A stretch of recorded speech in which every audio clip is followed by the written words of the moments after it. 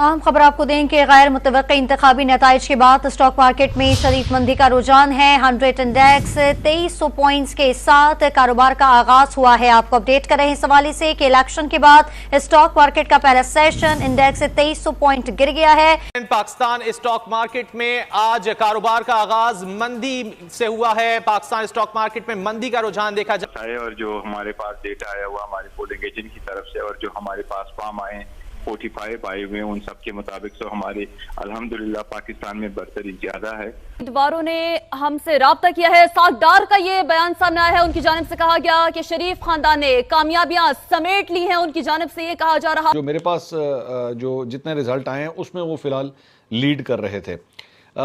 इसके साथ साथ मुराद अली शाह सिंध से जीत चुके हुए थे।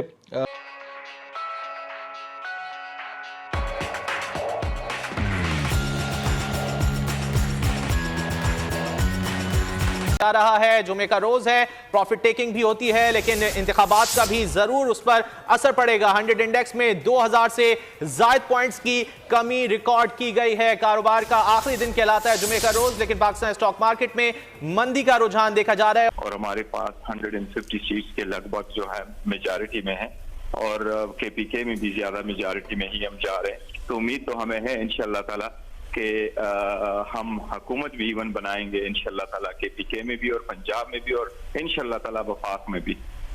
साहब, और ये जब आप कहते हैं कि वफाक में भी हुकूमत बनाएंगे तो अब क्या फॉर्मूला होगा गौर साहब एग्जैक्टली बनाने का? और ज़ाहिर है आपकी अपनी सीट के हवाले से जो हमारे पास भी नताइज आ रहे हैं वो एक कंफर्टेबल आपकी एक मेजॉरिटी इस वक्त नज़र आ रही है, तो आप बनाएंगे कैसे? जो आज़ाद उम्मीदवारों का क्या सेटअप होगा, क्या सोचा है आपने? देखिए, आजाद उम्मीदवार तो कानून में कोई कतरन तो नहीं है। अगर हमारे आजाद उम्मीदवार है तो अगर हमारे पास मेजॉरिटी अपनी आ जाती है तो बिल्कुल हम बना सकते हैं। कोई ऐसी बात नहीं है कि हमारे पास अगर आजाद कैंडिडेट है तो वो हुकूमत नहीं बना सकते। लेकिन फिलहाल कोई ऐसा फैसला नहीं हुआ कि किसके साथ अलायंस करेंगे और किसको वजीर आजम या वजीर आला बनाएंगे।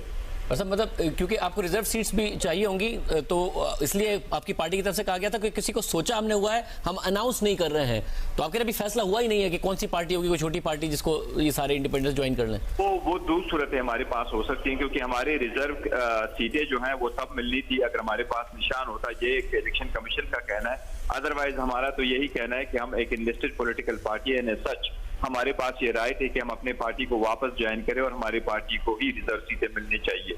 लेकिन अगर ऐसा मुमकिन नहीं है तो 10 दिन का टाइम होता है इलेक्शन के रिजल्ट आने के बाद कि रिटर्न कैंडिडेट अपने एक्सपेंसेस फाइल करे और उसके बाद रिटर्न कैंडिडेट का नोटिफिकेशन आ जाता है और उसके 3 दिन बाद आप पार्टी ज्वाइन करते हैं रिजर्व सीट के लिए। तो इसलिए 2 हफ्ते का टाइम है, इसी दौरान डिसाइड करेंगे कि हमने किस पार्टी को ज्वाइन करना है और वो रिजर्व सीटें जब हमारी उस पार्टी के पास आएगी तो फिर वापस हम अपने पार्टी में भी आ सकते हैं। लेकिन ये देखेंगे अभी आइंदा 2 हफ्तों में इंशाल्लाह। नून लीग ये कह रही है कि जी सुबह तक देखा जाए, इलेक्शन कमीशन भी कह रहा है कि नताइज अभी हतमी नहीं है, नून लीग भी कह रही है कि सुबह तक हतमी नताइज पता चलेंगे। तो आप सुबह तक का इंतजार करेंगे? आपके ख्याल में इतने हकाइक आपके पास मौजूद हैं कि आप क्लेम कर सकते हैं कि आपके पास इस वक्त इंडिपेंडेंस की सूरत में सिंपल मेजॉरिटी है? देखिए, मेरे पास जितना डेटा पहुंचा हुआ है, जो हमारे रिटर्निंग जो हमारे पोलिंग एजेंट थे उन्होंने जितना डेटा हमारे पास भेजा या हमारे पास फॉर्म 45 में, ये उसके बेस पे मैं ये कह रहा हूँ जो मेरे पास इंफॉर्मेशन नहीं है कि हमारे पास मेजॉरिटी है। अलबत्ता आपकी बात बिल्कुल ठीक है कि ये नताइज खत्मी नहीं है और अभी भी रिजल्ट आ रहे हैं और इलेक्शन कमीशन सम टाइम देर कर ही जाता है, क्योंकि ये सारे जो फॉर्म 45 आ जाते हैं, इन्होंने जो नया सिस्टम इंट्रोड्यूस करवाया था उसमें अपडेट होने पे भी टाइम लगता है और मैनुअल भी एंट्री करनी पड़ती है और फिर सिस्टम में स्कैन करना पड़ता है, तो उसमें कुछ टाइम लग जाता है।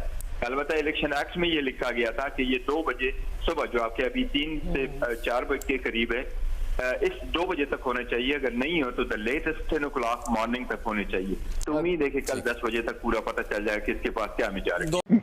देखिए, वो जो अभी वो कह रही हैं था ना मरियम औरंगजेब, मेरे लिए बहुत काबिल एहतराम है कि वज़ीर आज़म नवाज शरीफ साहब बनेंगे। अभी 30-15% रिजल्ट आया, इनका ये हिसाब है। एक शख्स था कहता है यार मैंने ना MA तो 1 मिनट में कर लेना था, तो उन्होंने कहा क्यों नहीं किया? कहता यार मैं मैट्रिक बार फेल हो जाना। तो अब मेरे वो वज़ीर आज़म यकीनन बने, लेकिन उसके लिए उनके लिए अरकान असम्बली का कामयाब होना ज़रूरी है, जो उन्हें उधर जाके वज़ीर आज़म मुंतखब करे। बजाय इसके कि नहायत काबिल एहतराम है तमाम सियासी जमातें ये एहतजाज करेंगे इलेक्शन कमीशन सोया हुआ है, अब तक नताइज नहीं आए, सुबह के 5:15 हो चुके हैं, इंतहा हो गई है, तो अनबिलीवेबल है। हमें हार और जीत की रहा ही नहीं, इख्तलाफ राय सुनने की आदत ही नहीं रही हमें।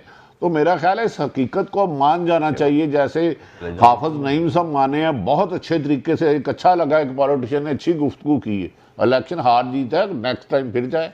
तो मेरा ख्याल है कि इन्हें अब ख्वाबों की दुनिया से निकल आनी चाहिए, जी साड़ी गल होने गई नहीं, साढ़े नाल हाथ हो गया जी। नहीं सर, वो बाज नहीं आ रहे, वो तो यूं लग रहा है जैसे वो कह रहे हैं कि अगर हमारी बात हुई है तो मुकरने नहीं हमने किसी को देना। वैसे ये मुझे अभी न्यूज़ रूम से पैनल ने बताया 2-3 और अपसेट्स का, जो हम देख रहे थे कि वो पहले आगे थे।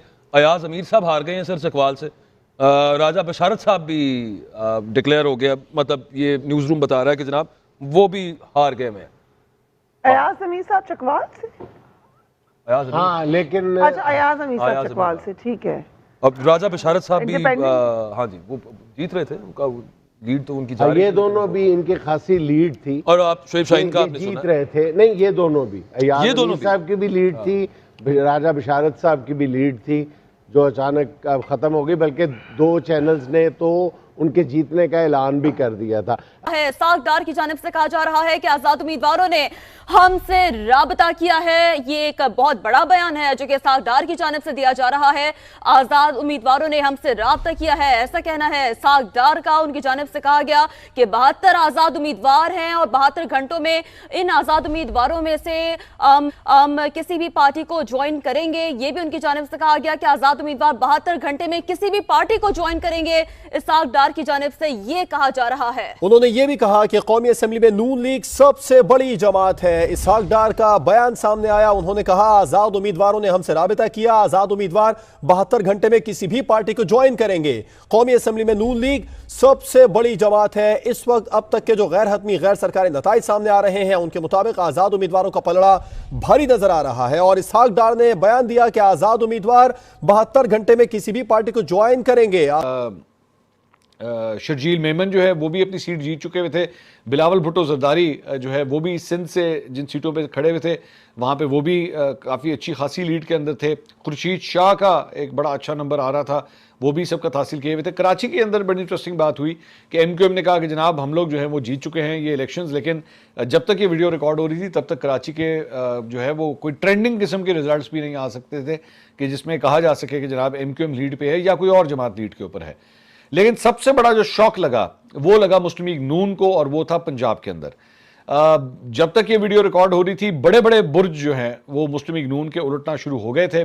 ट्रेंडिंग के अंदर जो है राना सनाउल्लाह वो ट्रेल कर रहे थे, नवाज शरीफ साहब अपनी दोनों सीटों के ऊपर ट्रेल कर रहे थे।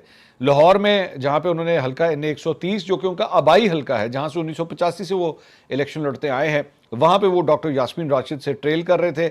इसके साथ साथ मानसेरा की सीट के ऊपर भी जो है वो ट्रेल कर रहे थे।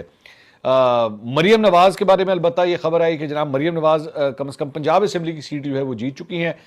शहबाज शरीफ साहब के बारे में आया कि जनाब वो अपनी दोनों सीटें कौमी असेंबली की और प्रोविंशियल असेंबली की वो सीटें भी वो जीत चुके हैं। लेकिन लाहौर के ऊपर बल्कि शेखुपुरा की हद तक और उसके बाद की जो सूरत हाल थी, यानी फैसलाबाद, सियालकोट, जेलम, रावलपिंडी, यहाँ से जो है वो नून लीग के लिए कोई ज़्यादा फेवरेबल पोजीशंस नहीं आई हुई थी। और साथ ही साथ अगर साउथ की तरफ आए तो साउथ के अंदर भी बहुत बुरा हाल था। वहाँ पे ख़ास तौर पे जहांगीर तरीन जो लोधरा और मुल्तान की सीटों से खड़े हुए थे वो भी अपनी सीटें हार रहे थे। इसके साथ साथ मेहरबानो कुरैशी जो शाहमूद कुरैशी की साहबजादी हैं वो भी सबकत में थी तब तक जब तक ये वीडियो रिकॉर्ड हो रही है। इसके साथ साथ हमजा शहबाज जो हैं फ़िलहाल अपनी सीट को लीड कर रहे थे।